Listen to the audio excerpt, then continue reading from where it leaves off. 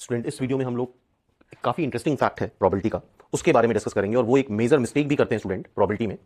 तो स्टार्ट करते हैं। तो सबसे पहले चीज हमें पता है probability is the ratio. Probability क्या होती है? रेशियो होता है। रेशियो होता है favourable cases upon sample space का।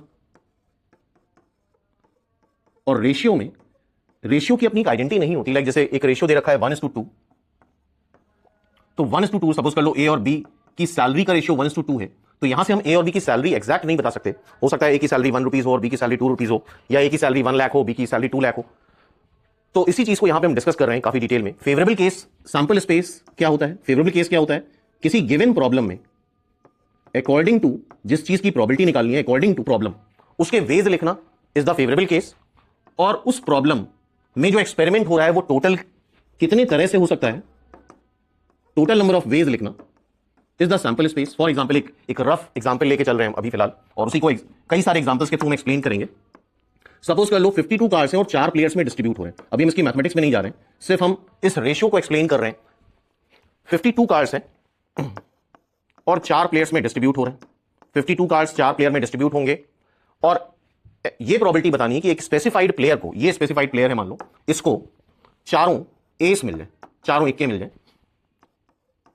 अभी हम इसकी मैथमेटिक्स में नहीं जा रहे हैं, इसके आंसर पे नहीं जा रहे हैं, सिर्फ प्योरली इसके कांसेप्ट को देख रहे हैं। Sample space, favourable case upon sample space होता है। फेवरेबल सैंपल स्पेस में क्या होता है? 13 पत्ते इन लोगों को हर तरीके से बांट दिए जाए।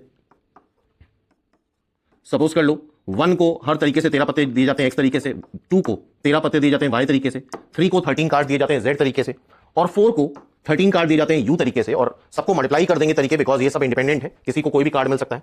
अब फेवरेबल केस में क्या करते हैं? फेवरेबल केस में इसको 4 एस देने, तो उसका तरीका मान लो ए है, लेकिन सेकंड, थर्ड, फोर्थ प्लेयर को कुछ भी मिल सकता है, कैसे भी मिल सकता है। बस उस स्पेसिफाइड प्लेयर को हमें 4 एस देने हैं, तो उसका ए वे मान लो, हम अभी मैथमेटिक्स में नहीं जा रहे हैं।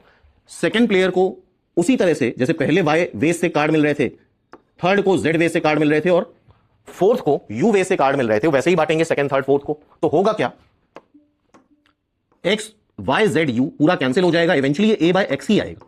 तो कहने का ये मतलब है किसी भी इस तरह की प्रोबेबिलिटी क्वेश्चन को तुम दो तरह से कर सकते हो। कैसे कर सकते हो? या तो चारों को कंसीडर करो सैंपल स्पेस में भी और फेवरेबल केस में भी, या फिर तुम सिर्फ इस स्पेसिफाइड प्लेयर पे ही फोकस करो।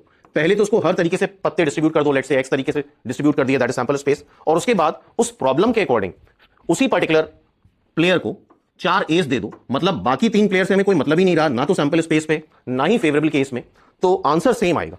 तो आई होप मेरी बात समझ रहे होगे। अगर इस तरह क्वेश्चन है तो चूंकि रेशियो है तो ऊपर नीचे जो अननेसेसरी कैलकुलेशन करें हमने वो कैंसिल हो गए।